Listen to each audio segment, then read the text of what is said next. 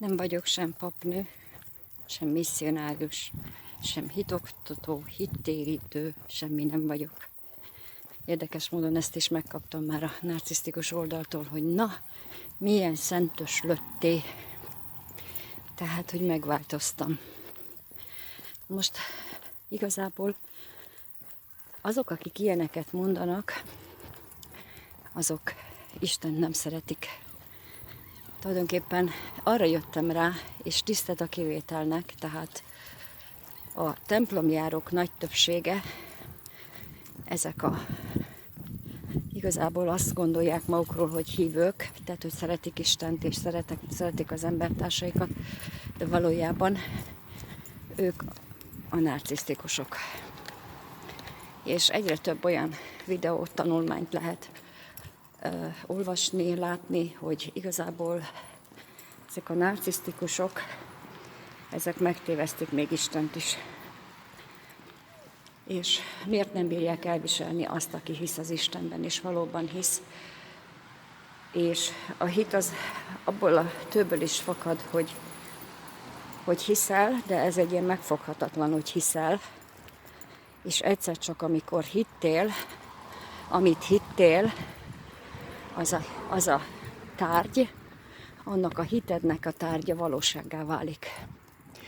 Na most, hogyha ezt elmeséled nekik, akkor azonnal náluk a biztosíték ki lesz vágva. És a következőkben már nem csak ellened dolgoznak, hanem Isten ellen is. Mert amikor veled kapcsolatban valami negatív dolgot forralnak, akkor tulajdonképpen Isten ellen is cselekszenek. De ezzel nekem nincsen dolgom. Mert az Isten ezt majd el fogja intézni. És nem kell reménykedni abba, hogy majd visszakapja meg, hogy majd csak, bár csak visszakapná meg ilyenek. Ezekkel nem kell foglalkozni. Meg kell maradni akkor is, ha még szeretetben, és ha még nagyon nehéz is. Az ilyen embert nagyon nehéz szeretni, aki mindig csak ellened van. De meg kell maradni abban a hitben, hogy ez nem az én dolgom, ez ellen én nem tudok tenni. Egyetlen védekezési módszer van ellenük, mégpedig a céltudatosan, célzottan kimondott, hangosan kimondott és kohászszerűen elmondott imádság a Bibliából. Lehet a saját szavaiddal is megfogalmazni az elején, de mint tudjuk, a Biblia az Isten szava, és ő pontosan megfogalmazta a mondatokat mindig, amit ő meg fog hallani, amikor te elmondod neki ezt a kérésedet. És teljes mértékben működik ez az ima dolog, mert valahogy ezek a narcisztikusok, akik téged kikiáltottak papasszonynak, meg nem tudom én milyen gusztustalan jelzőkkel, azok egyszerűen hatástalanokká válnak. Még egy ideig tudnak ezt-azt csinálni ellened, de valójában igazi nagy hatása nincs. És ha minél többet imádkozol, egyre mélyebben és egyre mélyebben hiszed, hogy az ima fog téged kiszabadítani ezeknek az ördögi erőknek a karmából, mert azért a narcisztikusok sajnos a sátánnal dolgoznak együtt, és amikor imádkoznak, akkor is a sátánhoz imádkoznak. Van egy ismerősöm, aki mondta, hogy hát ő majd imádkozik értem. És hát mondtam neki, hogy figyelj, hát ne imádkozz értem, én tudok saját magamért imádkozni. És mondom, te egyébként a sátánhoz imádkozol. Nekem nem kell, hogy te a sátánhoz imádkozzál egyáltalán. Mert ugye az élete nem megy előre, semmilyen szinten, és ő akar értem imádkozni. Hát na, szóval mondtam, légy szíves, inkább ne. Majd én imádkozok saját magamért.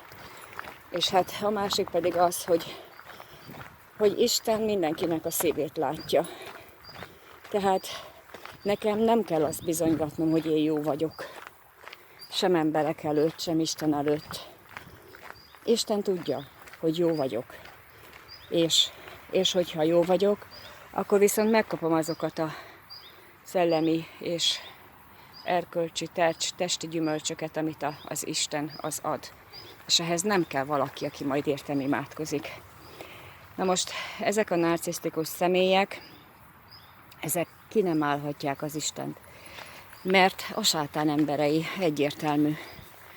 És ugye sátán és Isten örök ellentétben maradnak egymással, voltak, vannak és lesznek a hatalom megszerzésére, de mindig, és az emberek fölötti hatalom megszerzését illetően, mert ugye a természet az egyértelműen Isten, ott a sátánnak semmi. Na jó, hogyha van egy katasztrófa, vagy van több katasztrófa, vagy bármi, ott azért a sátán lehet, hogy tudod győzni, de igazából csak az emberek felett tud győzedelmeskedni a sátán, és azok közül is csak azok felett, akik hagyják. Akik nem hallják meg az Isten szavát, akik nem hajlandóak Istent elismerni, befogadni a lelkükbe, hinni bennük és alázatosnak lenni. Igen, hát még az alázat, arról is akartam beszélni, hogy az alázat is egy nagyon-nagyon nehéz dolog, és ilyen megfoghatatlan, hogy kinek legyek én alázatos, ki előtt legyek alázatos, ember előtt. Nagyon nehéz, lehetetlen. Mert ha alázatos vagy, mindjárt azt sütik rád, hogy te gyáva vagy, hogy te nem vagy normális, hogy te ilyen meg olyan vagy. Ember előtt én nem fogok lenni alázatos. Miért? Nem nagyobb ő nálam, egyetlen ember sem. Aki tőlem nagyobb, az egyértelműen az Isten. És hogy előtte meghajtom a fejemet, és hogy előtte alázatos leszek, és hozzá alázatos leszek. Na, mert csak ez vezet előre. Hogyha Isten túl akarom szárnyalni, hogyha én azt gondolom magamról, hogy én nagyobb vagyok, mint Isten, na hát akkor azt megnézheted magadat. Minden tekintetben. És biztos, hogy mindenkinek van az életében úgy, hogy hatalmasnak érzi magát, hatalmasabbnak, mint az Isten. De akkor aztán jönnek olyan csapások, amelyekre abszolút nem számított. Elveszti a férjét, elveszti a gyerekét, súlyos baleset éri, betegséget kap, rákos lesz, elveszti a vagyonát, teljesen rossz társaságba keveredik, drogozik, iszik. Hát meg most nem tudom, hogy még miket szoktak csinálni az emberek, mert igazából nem foglalkozom vele, azzal foglalkozom, hogy én mit csinálok, és hogy tudok esetleg a rossz döntéseim után jól kijönni a helyzetből. De igazából tehát muszáj, hogy az alázatot gyakoroljuk minden nap Isten fele, és ezt is csak az imádkozáson, az igéken keresztül tudjuk gyakorolni valóságban. Meg lehet-e változtatni a narcisztikust, vagy a narcisztikus saját maga meg tud-e változni, vagy meg akar-e változni? Na most az én tapasztalatom az, hogy nem. Egyrészt nem is akar, mert ahhoz, hogy ő meg tudjon változni, először is Istenbe kellene hinni, mert bárkit, mindenkit egyedül csak az Isten tud megváltoztatni, vagy pedig a sátán. Ez a kettő. Az ember saját magától nem tud megváltozni. Úgy tud megváltozni, hogyha a lelki világát, a gondolatilágát, az elméjét, az egész életét, a testét, az auráját, mindenét átadja Istennek, és hogyha Isten égisze alatt működik tovább, a hit ereje által, akkor van esélye arra, hogy megváltozzon. Nem véletlenül lehet látni olyan eseteket, olvasni, hogy például, hogyha valaki a nemi identitását is meg tudta változtatni Isten ereje által. De ennek a döntésnek, hogy te meg akarsz változni, ha véletlen narcisztikus tüneteid vannak, vagy bármi, akkor ez csak úgy lehetséges, hogyha ezt a tudatosan először is eldöntöd, hogy már pedig én Isten gyermeke vagyok, és hiszek az Istenben, és legyen bármi, akkor is a jó oldalon maradok, és az Isten parancsait, és az Isten útmutatásait, sugallatait fogom követni, és nem a sátánét. Mert hát ugyebár nagyon sok esetben van az, hogy nagyon jó szándékú gyerekek, nagyon jól nevelt gyerekek bekerülnek egy ilyen egyetemi, főiskolai, vagy már középiskolai csoportba, és itt a fő nárci, a gyerek, az teljesen átformálja az iskolai osztálynak a mentalitását. És kiközösíti azt a gyereket, aki az Isten égisze alatt van, és hogy aki hisz Istenbe, és hogy nem segít az a narcisztikus a másiknak, hogyha valaki elesik az utcán, nagyon sok ilyen videót lehet látni, hogy elesik az utcán, akkor még belerúg, vagy idős hölgy kis pénzkiegészítésképpen árulja a zöldségeit, ami a kertjében termett, és székruddossa. És hogy ezekből az emberekből nem tud kijönni a jó, csak a rossz, mert annyira a sátán égisze alatt vannak, hogy ez mindig egyéni döntés kérdése kell, hogy legyen, hogy kivel akarok együttműködni. Mert mind a két hatalom erős. Bár a sátán nem erősebb, mint Isten, de azért mindig bepróbálkozik. És Istennel szemben képtelenség győznie. Viszont az emberekkel szemben nagyon egyszerű. Most, ami megy a mai világba, hogy ez a megtévesztés, ez a manipuláció, hogyha csak kinyitjuk a híreket, akkor már csak a rossz hírek jönnek, a csúnya emberek, a nem tudom én milyen maszkba beöltözött emberek, a brutalitás, a gonoszság, a sátáni jellegű videók, és ezt milliók lájkolják, és milliók nézik.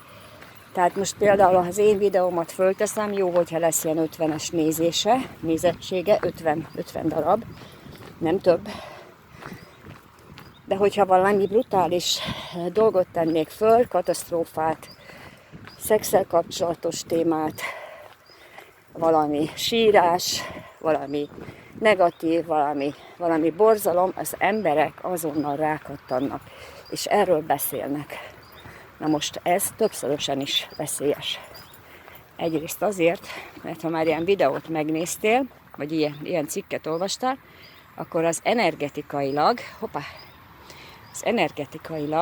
ez már beléd került. És főleg, hogyha nézed, és hogyha hallgatod, akkor tulajdonképpen átadtad magad ennek az energiának.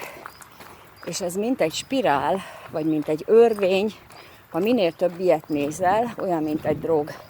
Minél több ilyet kell nézned, hogy azt az energetikai dolgot elérd, és hogyha azt elérted, akkor egyszerűen az elméd, a tudatod, a tested, a lelked teljesen megváltozik és negatív irányba.